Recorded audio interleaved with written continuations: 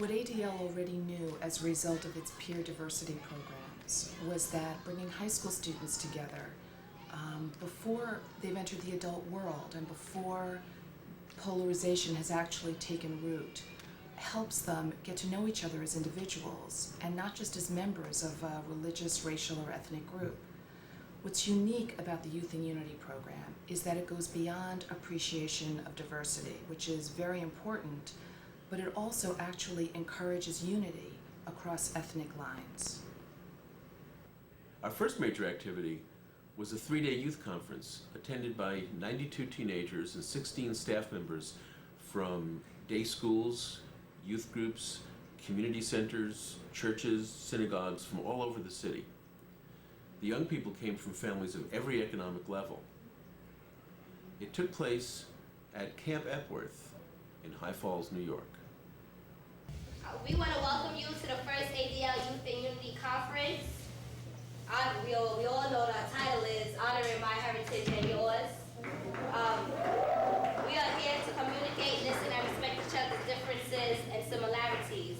We hope at the end of this conference that we will make a difference in how we all see each other and not, like, what's the word I'm looking for? Stereotype each other, yes, thank you. But the conference itself wasn't really the first activity. The planning of it was. The 5 workshops in the conference were all planned and led by the teenagers themselves. For 2 months leading up to the conference, integrated teams of teens from all different communities got together to rehearse and plan how they would lead their workshops.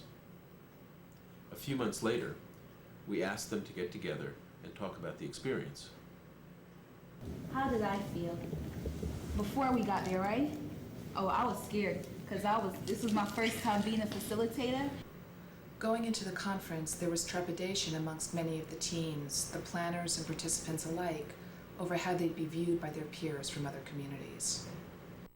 But before I got there, I was kind of thinking that I was really gonna be hurt because not like what people think about me, but the things people say, you know, like the saying, sticks and stones will break my bones, words will never hurt you. That is totally false. I remember a conversation I had with my roommates one night when it was the first night and we were really getting to know each other, and I felt like, and one of them asked me if I was going to take my wig off because she assumed that because I'm Jewish I wear a wig, and it was really amazing. I mean, it wasn't at all an offensive thing. She just assumed that was what Jews would do, and it was really amazing because I'd grown up in this, in a very, very isolated group where nobody would ever think that I would wear a wig. But of course, I didn't realize that there's so many, that there's this group that really doesn't know anything about me or my culture, and a chance to really, that's so far from what I actually do that it was really, I felt really great to be able to tell them that it was different. The 5 conference workshops dealt with stereotyping, cultural history, feelings about community, coming of age, and the music and dance of their various cultures. The first workshop, which set the tone for the weekend, was called Other People's Shoes. Basically, what we're trying to get out of this workshop or project is for everybody to realize what it's like to be actually in other people's shoes, what it's like to be aware of other people's feelings. What it's like to be Dominican, what it's like to be Puerto Rican, what it's like to hear things and know, oh, if I say that, I'll be offending them because I know that it's said about them, so I shouldn't say that at all. So it's just trying to teach Bring people precaution. Respect. That's precaution. That's the word. There was also a fun workshop called Mi Canción, Mi Corazón, My Song, My Heart, where the teens taught each other about the music and dancing from their communities. Because all the workshops' planning teams were integrated, we had Latino kids teaching their peers Jewish dances and vice versa. When I first met them, when I was planning, I didn't know them that well, and I was a little intimidated because, they had their whole group and everything. But by the end, I'm the same as them, that we all realized, and we all became friends. And I think for me, one of the biggest things at the conference was watching you guys interact with each other, watching the girls in the cabin speak about their experiences, and seeing you guys just sit down and talk, sitting in a circle and having our kids ask what it's like to be Jewish. As you could get to know other people from different races, and then maybe you could be friends and expand it more. And I think that's what this project is, ADL is for. So you could get to know people. You know, they bring us together. We're friends, so we could be friends and get to know each other, and then we could expand it throughout the world. And so we could bring the world together and show each other our differences and celebrate. Some of the most amazing things at the conference happened during free time, when the kids weren't in an organized workshop or activity. That's when the teens from the different organizations, from the different communities started hanging out together, and they started really talking about things, and they realized that there was a bond between them that hadn't existed before the conference began, and that's when the communication really began. Although there were 3 distinct races and cultures there, and other cultures too, it was a collective group of people. Not, all right, there's the black people over here, the Jewish people think this, the black people think this. It was all one thing. They can say to the adults in their communities, we know this can be done because we've done it. What's up, Ben? This is Flacco. He's my friend. We met at the conference. My boy Ben. And we just chill after that. Come no matter what. Even if it's a learning perhaps, you having fun anyway, you know? I mean, so you could go there and with an open mind, and you could have fun. If you're looking to have fun, and you kind of can't help but take something away from it. I mean, we sending a message to you. After the conference, we set up a steering committee made up of teenagers from each of the participating organizations. They are the leaders. Now they are planning community service projects that will bring integrated teams of teens into each other's communities to provide services.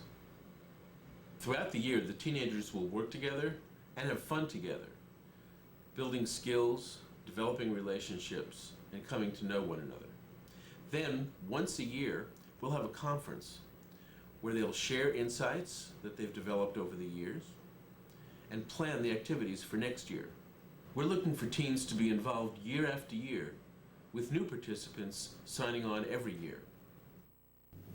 I was gonna say, I wish that everybody would have it was mandatory for them to go to something like this, because even if we all went there and it changed us so much inside that we can go out and I can finally talk to this person of different culture and this person, that doesn't mean they're still willing to talk to me, you know? As much as I've changed inside, the world still hasn't changed. If everybody else was to see the same things that I saw at this concert and the friendships that I saw and just the acceptance of everybody else that went on during this conference, they would be amazed too. And if everybody could do something like this, this world will be a much better place, and people will be a lot more accepting of everybody else in this world. I feel like Jews in New York their reaction to feeling that there's prejudice against them is to sort of isolate themselves, to create small communities in which they really don't associate with other people and they can feel safe. And although that does give some security, I think that it's a lot more useful and helpful for our society for us to realize that, or for instead of isolating ourselves, rather to reveal ourselves to other groups and bond with other groups in the same situation. This project is only in its infancy. Almost 100 young people attended the conference in April, and they then went home to their neighborhoods and their communities, and they talked about what they'd learned. We've heard from the staff of all the different organizations that there are many, many more kids who want to be involved in this project. The potential for this thing is huge. Well, actually, we're very proud of what we've accomplished so far, but it's been a complex and evolving program. Part of the reason for its complexity has been the fact that we needed to identify youth programs around the city that would like to be involved in this project.